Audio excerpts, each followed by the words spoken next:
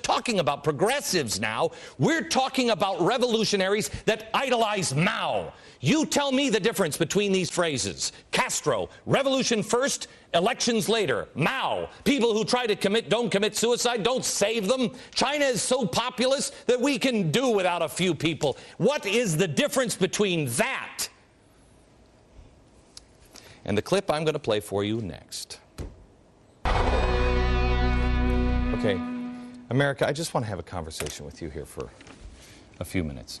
The Washington Post today did a story, and I think it's, I'm guessing, I think this is somebody in the White House, probably Rom or David, calling the Washington Post and saying, hey, can we put a story in about how great Anita Dunn is, and how that she's going to leave soon. She's going to leave soon on her own. Really? Or was that story planted there because they knew the phone was here, that they couldn't call, and they know that I know. And they knew that I was on to Marxism again this week. And they know who Anita is. Let me please play Anita Dunn SOT 1, please. This is new video, not been seen before, back in May. Who are the two most important people that she looks to for political philosophy?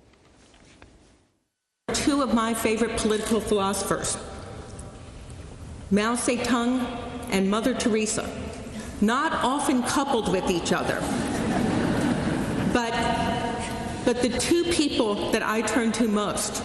The two people, I can understand Mother Teresa. The two people that I turn to most, somebody that Mao Zedong, 70 million dead. Let me put these things together. Che, our kids don't know who he is, cold-blooded killer. Anita, the latest on the list that now worships Mao Zedong. Then we have Valerie Jarrett. Valerie Jarrett. Do we have the Valerie Jarrett sound, please? Here's Valerie Jarrett. You getting it? Just to put it into... I don't know how many of you guys know Van Jones. Van Jones is... Ooh. This is his house, apparently. Van Jones, all right. So, Van Jones, we were so delighted to be able to recruit him into the White House. We've been watching him really he's not that old, but for as long as he's been active out in Oakland and all of the ways that he has, creative ideas that he has. Stop. Anytime she tells you that she didn't know who she was, you remember that. Oh, I don't know. I didn't know who he was. I've been watching him ever since he's been in Oakland. This man is a committed communist revolutionary. He also loves Mao. Look at how many people we have already have in common with good old Mao. You feel comfortable with the government of the United States being run by people who idolize and look to this man, where is he? This man, most often. Let me give you three phrases. Revolution first, elections later. Mao said, people who try to commit suicide don't attempt to save them. China is such a populous nation, it's not as if we can't do without a few people. And then this, listen to this.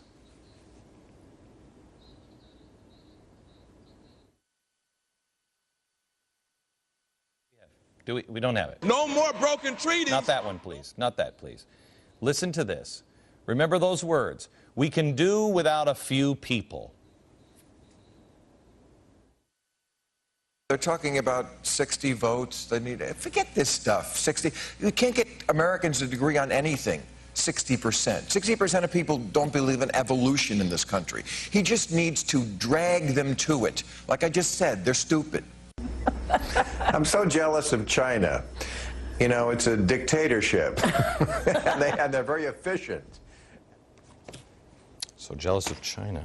And just drag them to it. He's been dragging people to it. He is not dragging people to it. He's nudging them into it. This is a guy who we told you last night talked about redistributing the wealth of America all over. This is the lady from the FCC. She's been hanging out with diehard Marxists for a while. She's now the spokesperson of the Federal Communications Commission. Here's the Federal Communications Commission new diversity czar. This is Mark Lloyd. He loves Chavez. In fact, can we play the tape? Do we have it, please, of Chavez? In Venezuela, Chavez really had an incredible revolution, democratic revolution. Okay, democratic revolution, Chavez. Okay, social justice. This is energy and environmental czar. She was an international socialist. That little fact disappeared off of the website and was erased everywhere as soon as she was nominated. Of course, we know all of the members in Congress. I actually have respect for this guy and this guy because he says he's an avowed socialist and he doesn't try to hide either. We have all the people. The only one that we don't have really on record yet on whether he believes all this stuff is this man. But he sure has surrounded himself with an awful lot of Marxists that are in love with Mao and Chavez and Castro. Could we find one in the White House that idolizes George Washington, Ben Franklin, Thomas Jefferson, Sam Adams? One. America, how did we get here? Next.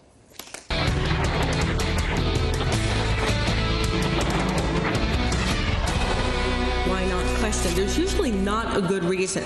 And then the third lesson and tip actually come from two of my favorite political philosophers, Mao Zedong and Mother Teresa, not often coupled with each other. But the two people that I turn to most to basically deliver a simple point, which is you're going to make choices. You're going to challenge. You're going to say, why not? You're going to figure out how to do things that have never been done before. But here's the deal. These are your choices. They are no one else's.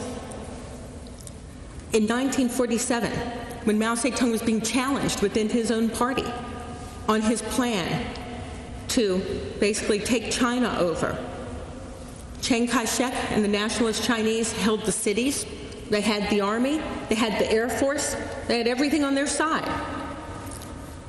And people said, how can you win? How can you do this? How can you do this? Against all of the odds against you. And Mao Zedong said, you fight your war and I'll fight mine. And think about that for a second. She's speaking to high school students this last June. High school. That was Anita Dunn. She is the woman that the White House put in charge of monitoring this show to make sure, because we're smearing them. We're lying. We're making stuff up. We're an arm of the Republican Party. Have you watched this show? I don't like the Republicans either. She's speaking in front of high school students, and she says the person that she thinks about all the time and goes back to all the time, one of her two great political philosophers is Mao Zedong. I just opened up Mao's little red book here. How about this one? A revolution is not a dinner party or writing an essay or painting a picture or doing embroidery. It can't be so refined, so leisurely and gentle, so temperate, kind, courteous, restrained, blah, blah, blah, blah, blah. A revolution is an insurrection, an act of violence by which one class overthrows another. This is her most important political philosopher. How about the Communist Manifesto? Are we reading that one too in the White House? How about Stalin? I know we're reading this one. How about, can you imagine if somebody said, oh yeah, one of my favorite political, I don't agree with what he said, but one of my favorite political philosophers was Adolf Hitler. He was insane. Mao Zedong, the little red book, led to millions of deaths. And she's not the only one in the White House. She's just the latest.